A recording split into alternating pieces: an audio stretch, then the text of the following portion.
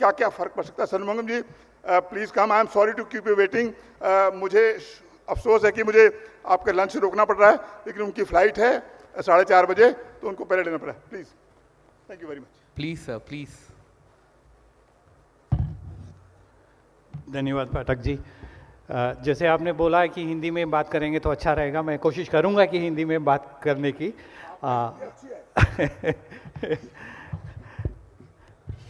आपने एक्सपेक्टेशंस तो ज़्यादा बढ़ा दिए, लेकिन मतलब खाना खाने के लिए बैठे हुए हैं, इनको ज़्यादा देर मैं बिताना नहीं चाहूँगा।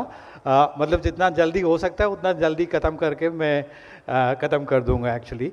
तो बेसिकली मैं सर बोल रहे थे कि इंटरनेशनली क्या हो रहा है, तो इसलिए टॉपिक भी हमने ऐसा लिया है कि oils of Discord, weaponisation of trade, और ट्रेड को वेपनाइजेशन करके, टेरिटरी को वेपनाइजेशन करके, और क्लाइमेट चेंज की वजह से क्या हो रहा है ग्लोबल मार्केट्स में, ये कहने के लिए। And then after that sir ने कुछ प्रॉब्लम हाईलाइट किया है, चौधरी साहब ने कुछ प्रॉब्लम सुबह हाईलाइट किए थे, और मिस्टर डेविस जैन भी कुछ प्रॉब्लम्स हाईलाइट किए थे। उसका मेरा क्या सजेशन रहेगा वो भी मैं कहना चाह रहा था एक्चुअली। अगर मेरा थोड़ा हिस्ट्री पे जाऊंगा, मैं आई स्टार्टेड माई कैरियर, मेरा कैरियर जो है अमेरिकन एम्बेसी में शुरू हुआ था एक्चुअली। तो सब लोग पूछेंगे अमेरिकन एम्बेसी में तुम क्या कर रहे हो, एग्रीकल्चर डिपार्टमेंट में करके। तो मेरा दोस्त लोग बोलते थे कि ये आप लोग जो है एग्रीकल्चर की स्पाई हो एक्चुअली। मैं बोलता था कि नहीं, मैं स्पाई नहीं हूँ, हम लोग स्पाई नहीं है, हम लोग इधर का जो प्रोडक्शन है उसको रिपोर्ट करते हैं, कितना एरिया है, प्रोडक्शन है, प्रोडक्टिविटी है, उसको रिपोर्ट करते हैं, और उसको यूएस डिपार्टमेंट ऑफ एग्रीकल्चर बाहर में पब्लिश करता है एक्चुअली। तो वो पब्लिश करने का फ़ायदा क्या है? फ़ायदा ये है कि ग्लोबली क्या प्रोडक्शन है, उनकी फार्मर को ग्लोबल प्रोडक्शन के हिसाब से कैसे प्लान करना है। अगर सोयाबीन ग्रो करना है, या दे शुड ग्रो द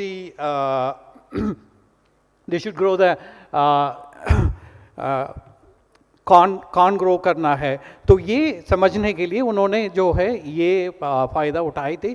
तो एज वी ग्रो, हमारी एग्रीकल्चर कृषि बढ़ता जाएगा, हमें भी ऐसा प्रेजेंस हर एम्बेसी में रखना चाहिए एक्चुअली, ताकि हर एक कंट्री में क्या हो रहा है उस हिसाब से हमारी किसानी जो है वो क्या ग्रो करेंगे।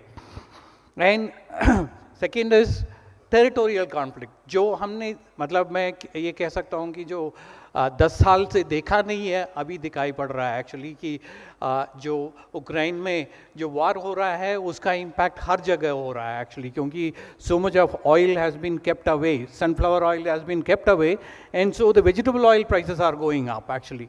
And the third one is, जैसे कि सुबह हम लोग बात किए थे कि टेम्परेचर्स राइज हो रहा है, उसकी वजह से जो है क्रॉप यील्ड कम होता जा रहा है, और we have to have crop which is much more productive than what it is actually. So typically ये जो तीनों सिचुएशन है हमें एक वॉर रूम में डाल दिया है कि ये तीनों के साथ आपको फाइट करना ही करना है एक्चुअली, राइट। एंड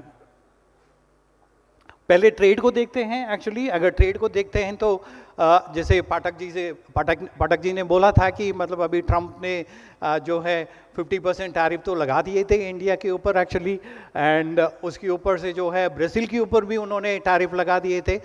उसकी वजह से क्या हुआ, एंड देन चाइना के ऊपर से भी। अब China is the largest consumer of soybean in the market, in the entire market actually.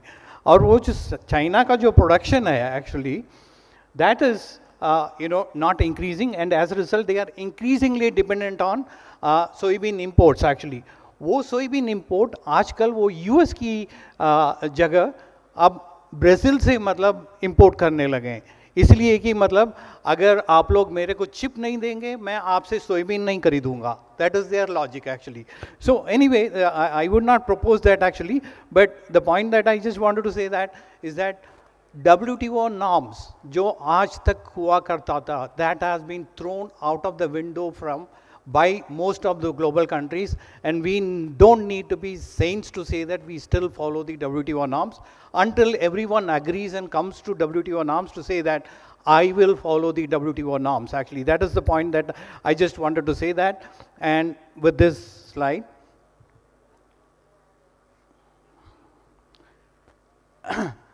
so आप अगर यहाँ पर देखेंगे बेसिकली जो प्रोडक्शन है, जो इंपोर्ट है, चाइना का इंपोर्ट है, maximum import is from China. And अभी चाइना अभी यूएस से बाहर चली गई है, इसकी वजह से थोड़ा थोड़ा यूरोपियन यूनियन एंड मेक्सिको थोड़ा यूएस से खरीदना शुरू किए हैं एक्चुअली, ताकि I mean they can keep up with the US production actually. And China फिर से slow down, economic slow down हो रहा है। इकोनॉमिक स्लो डाउन की वजह से चाइना की कंजम्पशन भी कटता जा रहा है, थोड़ा बहुत कटता जा रहा है, तो उसकी वजह से जो है उनका फूड एंड फीड डिमांड वो भी बढ़ता जा रहा है।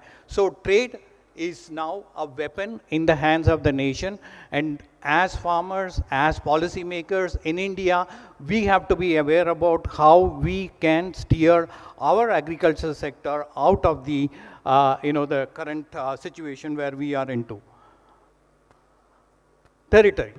So आप सबको पता है कि Russia has invaded Ukraine, and Ukraine and Russia together constitute about 60% of the sunflower oil production, and that sunflower oil production has been kept away from the international markets actually, and as a result that you can see that most of the oil seed prices have increased actually. So that is another big impact that has happened. So as a result, what had happened, Russian sunflower oil, you cannot import it actually. Ukrainian sunflower oil, you cannot import it because Russia has actually, blocked the Black Sea exports of Ukrainian sunflower. And so as a result, sunflower is getting exported not from Russia but from Ukraine as a seed into Eastern Europe. And then once sunflower seed, मतलब वो sunflower seed Eastern Europe में जाएगा, आपको पता है कि Europe का क्या कास्ट है, किस कास्ट में वो एक्सपोर्ट करेंगे. That is not the caste at which common people can consume in India, and as a result, our consumption is also shifting from sunflower oil into soybean oil slowly and slowly actually. So as a result, the overall edible oil जो prices जो है बढ़ता जा रहा है, so that you can see that in the edible oil price trend, in the overall edible oil price trend, एकदम से बढ़ गए हैं आफ्टर जो रशिया इन्वेडेड यूक्रेन. एंड आप देख सकते हैं 25 और 17 को कंपेयर करेंगे, बहुत बढ़ गया है edible oil prices actually. But again, the question is whether we are delivering it to the farmers. That's another question that we need to delve little deeper into it. And तीसरा जो है climate change है. Climate change में basic बात यह है कि there are people who are still consuming or having a very low per capita consumption, which is in Africa and in emerging countries actually. And there are people who would want to use the same edible oil, convert that into biodiesel, put that into their automobiles and run their automobiles actually. Now the question is food security important or climate security more important? Climate security is more important actually. So anyway, there are countries which are willing to pay that high a price for biodiesel, and so they are converting whatever the oil that they are procuring in terms of soybean oil, which is the major contributor to biodiesel, that is getting converted into this one. But again, having said that, that is also driven by the the diesel prices. Once the crude oil prices go up, obviously diesel prices will go up, and जब diesel prices बढ़ते हैं, the economics will sit down to say that now you can use soybean oil to produce biodiesel and then use it for renewable fuel consumption in the world actually. And then climate change को और बढ़ा रहे हैं actually. और कैसे बढ़ा रहे हैं? As you saw that Brazil is exporting most of soybean to China. And how they are exporting most of soybean to China? By eating into Amazon. By eating into Amazon actually, today, one statistic if I can give you, 1/6 of the land that Brazil has under soybean cultivation is land which is actually being cleared out from Amazon forest actually. So as a result, what happens? तो क्या? So what happens is that like the carbon emissions from that land because of the clearance of the forest will be 5 times higher than the normal land in which soybean is being given. So nobody bothers about it. When it comes to consuming soybean, nobody bothers about the carbon footprint of soybean which is coming from land which is cleared out of the Amazonian forest actually. And another biggest threat to the environment and also the emissions which is happening is your palm oil production. Palm oil production in Southeast Asia, they are clearing most of the rainforest in Indonesia and Malaysia, and as a result, that peaty soil, the soil in which the rainforests were existing, so they were emitting more carbon dioxide than what they are supposed to actually. So as a result, by consuming more, by converting more into biodiesel, into the so-called mythical topic of renewable energy, we are actually getting into augmenting or speeding up the process of climate change actually. So that is the main thing that I just wanted to indicate. So we are into a war room, we are into trade-related problems, we are into territory-related problems, that is protecting people from exporting and importing important commodities such as vegetable oil actually, and temperature-related problem, which is your climate change and sustainability-related problems actually. So what is the result? We talked about it long in the morning, and this is the productivity. The top one is India's productivity, the lower one, so the lower one is India's productivity, the top one is global productivity. You can see the kind of sea change or sea difference. Global is actually the overall global. I'm not talking about the US or China, so it's overall global. So even that is still much, much higher than what is the productivity in India. So we need to increase our productivity. That is critical if we have to become Atmanirbhar and edible oil. And then the other thing which Mr. Davis Jain in the morning had actually highlighted, DDGS problem. And DDGS problem, mind it, is going to remain forever with us actually until we know how to drive the DDGS problem actually. So that basically means we will continue to consume more of ethanol, and that more of ethanol will lead to more of DDGS available for conversion into feed. And as long as we don't have ethics in how do we make our feed, I mean, we will continue to use more of DDGS, not bothering about the productivity of the animals over here, and as a result, we will be compromising the health and the productivity of the animals actually. So that's another thing that we need to focus on actually. How do we do that in DDGS? So DDGS needs three simple things actually. One is, because it is a renewable fuel, can we bring in a green certification for those who are using DDGS to convert that into energy, directly into energy, so it doesn't come in to compete with feed in the feed industry is number one.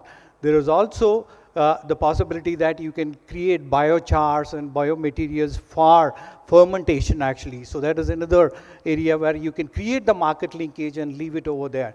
And the third one is bioplastics. You know, for bioplastics, DDGS forms as the basic substance actually. So can we create that technology behind bioplastics actually, which can create the demand for DDGS, which does not compete with soy meal in the country actually. So for example, to give you with some statistics actually, DDGS is good as far as the animal is large. So if you're talking about the cattle, you're talking about beef or mutton, DDGS is good because they are large ruminants, so you can actually feed them with more of DDGS actually. But when you put that into poultry and pork, then it actually spoils the quality of the feed to the animal, and as a result you see the lower productivity of these animals actually. But in here, 5 to 10% is the prescribed amount that you can mix in the feed. But what we see here in India is 15 to 20%. And in addition to that, there are standards in BIS which actually prescribes what should be your DDGS quality. Nobody in this market follows the BIS standards. I even doubt that people know whether there are BIS standards which are being certified, and after that they can use it in the feed industry. So that's another big problem actually. So productivity in yields, we have to increase it. As Chaudhary Sahab had indicated, we have to have a higher replacement rate.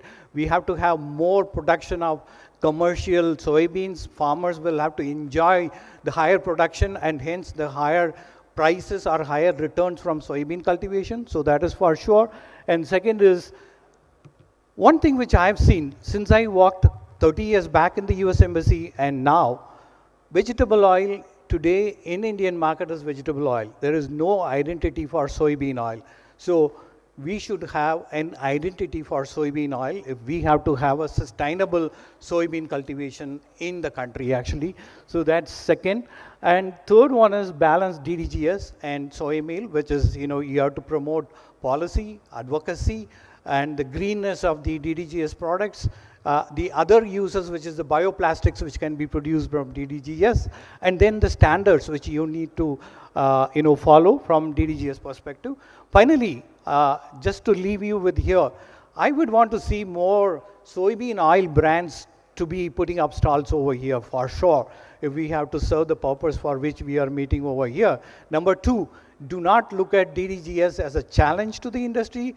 Turn that into an opportunity for the industry by turning all these chemical processing systems and things like that into opportunities in DDGS to convert that into renewable energy, and to convert that into bioplastics and things like that, so that you will not let DDGS compete with soy meal in the market actually.